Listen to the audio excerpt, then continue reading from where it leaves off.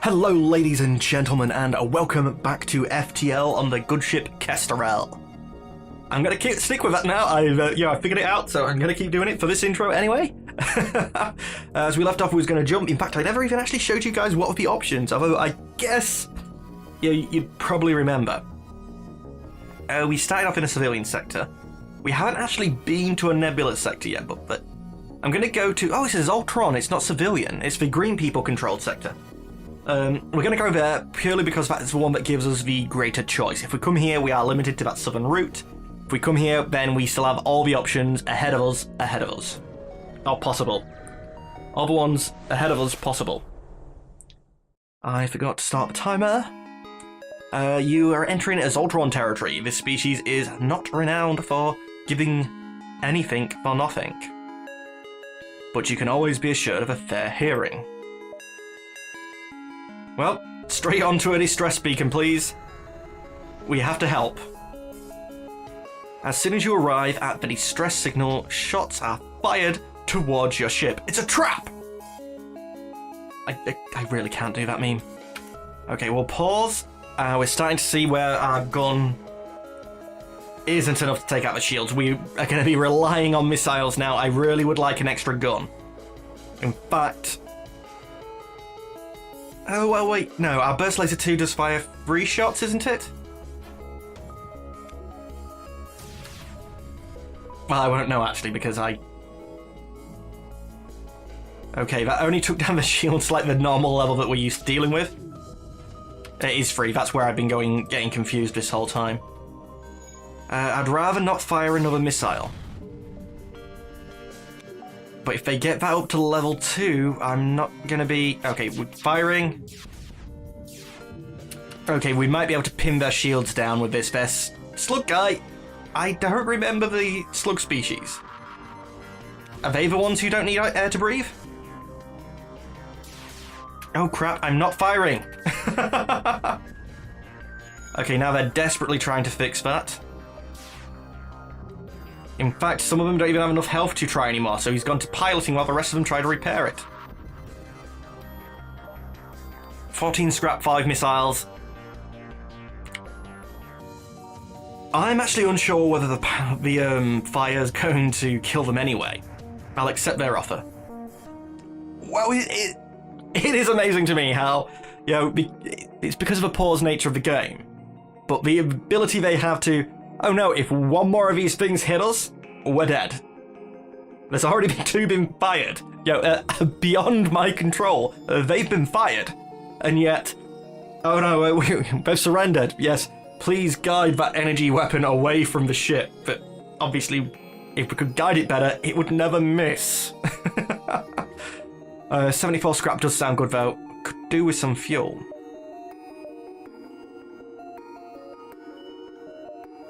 Now, I'm going to bounce rather close because it looks like we can get to the exit rather quickly if we want to, so let's try and stick around the beginning. Something strikes you as odd about the moon in the distance. That's not a moon.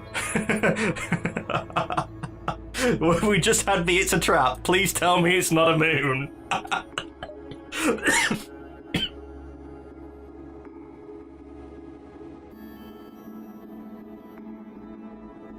Anyway, a closer inspection reveals signs of habitation on the surface. But... there's people there. Couldn't we ask for assistance? We're vital to the survival of the Federation. Half our missiles for 6 more fuel. The beacon, at first glance, seems home to a junkyard. Upon closer inspection, it reveals itself to be a ramshackle market. I would love the fuel. I really don't want to get rid of the missiles, but... End of fuel basically means end of game. Yes, theoretically, you don't necessarily end the game. You can wait and try and have random events happen, but basically you get caught up on. You pick up the last broadcast from a... rupturing Zoltron freighter. The Mantis... They're here, please. You're interrupted by the fire. Off the port bow. Okay, they are teleporting onto my ship. It's fine, I'll gang up on them. Their shields are rather weak, so I'm happy to just take them down with a burst laser and save on.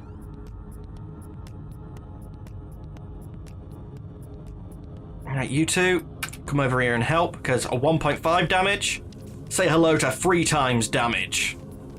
Also, because you landed in a weird space, you're going to spread your damage over 2 different people. Yay, we resisted it! So they do have that blue weapon. I wish you would rather that it would actually, like, fire it back at them. Unfortunately, we didn't do that much damage to their shields, though.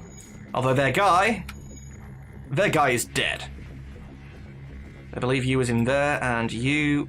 Well, you were in the shields, but I'm going to send you to the med bay. It is powered up, so we might as well use it. Fire the lasers. And thanks to the fire, I don't think they're going to be putting that back together again. There's only actually one of them. So... Wherever you stand, mate, that's where I'm going to target my lasers next. Oh no, there's a mantis too. I'm still going to try and kill this guy. And now, if the fire... You come back here, I need these shields up. Was to kill him, I think we get more scrap. He doesn't seem to be doing a good job at killing the fire. So, I'm happy... Do they have a cloning bay? They have a cloning bay.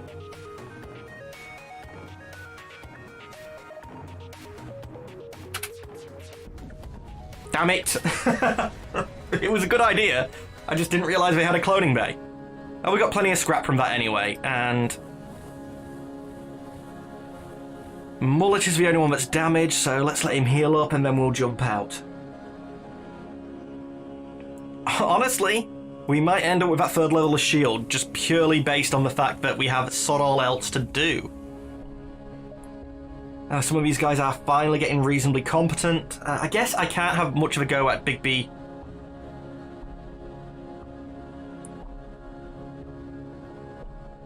Right, Big B. Why are you so good on the engines? Damn it. I should have had you stay on the engines to get better at it.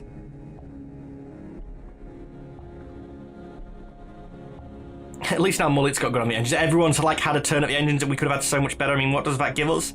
Evasion skill, yeah. If we'd kept one person on the engines this whole time, so if Big B had stayed there, we'd likely have, if not, well, we'd have gold. Yeah, most of these aren't even full green. At least Mullet has full green. Either way, ladies and gents, let's jump. And we're getting rather ahead rather quickly. Not what I intended. A rebel ship moves to engage. You attempt to open up communications, but realise the futility of the action when you see the ship is run by an AI.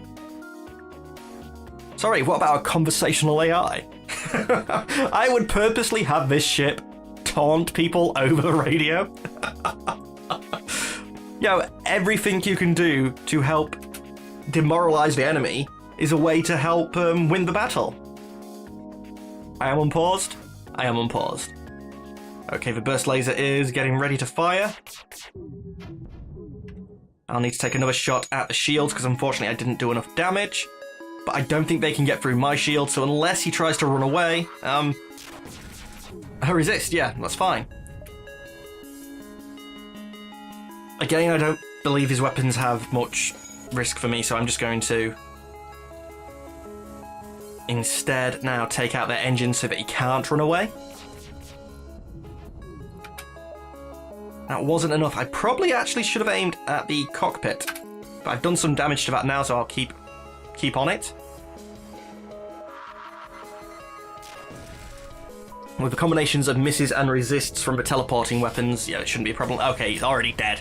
I'm like, oh yeah, well, it shouldn't be a problem. Yeah, it's definitely not a problem. He's dead. And we've now got more fuel than missiles. And I have been sparing the missiles a lot, so that trade earlier on for fuel over missiles is probably been a bad idea. And I I'm not completely too sure, but I think this recording session, which is following on from the previous day's one, which was episodes 1 and 2, or 1, depending on how I've cut them. I think it's now at least getting close to the length of the previous days. So I'm not 100% sure whether the... I think the gaps in between, like, setting bills are helping, because I think I should at least be able to get one more episode before I feel like I need to take a longer break than what I am in between these episodes. Either way, let's get you back in position and jump. You may realise I'm also using this particular series as a way to gauge what I can do for when I get onto recording what is going to be the main series for this month, as you're watching most likely, unless this gets delayed an entire another month. Pondopocalypse.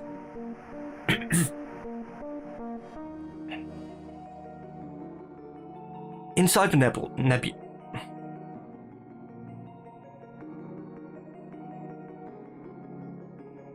Inside the nebula, you detect a rogue planet drifting through space.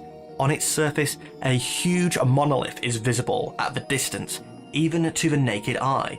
A Zoltron elder hails you from the planet. Through the look or intent, you have discovered the Great Eye. Look into the depths and receive your just desserts. Well, I guess we promised to do lots of good deeds, and apart from blowing things up as a form of good deeds, we never actually lived up to them. As you approach, a kaleidoscope of colours is filled in the view screen, and one of your crew begins to age rapidly. In reverse. De-age, then, I would say, instead of age rapidly in reverse. Eventually disappearing into nothingness. Let's hope that they've transisted physical existence and not just been forced out of it. That's a shame. That was my dog eye. But Carlos... No, I like being able to see in the other ship. Plenty of scrap. We could really look at doing some upgrades. I really want more weapons. I've already got good shields. I really want more weapons. But I need to buy the weapons from somewhere, so I need to find a store, which means I need to keep the money, but 120 odd scrap might only be enough to buy, like, one decent gun.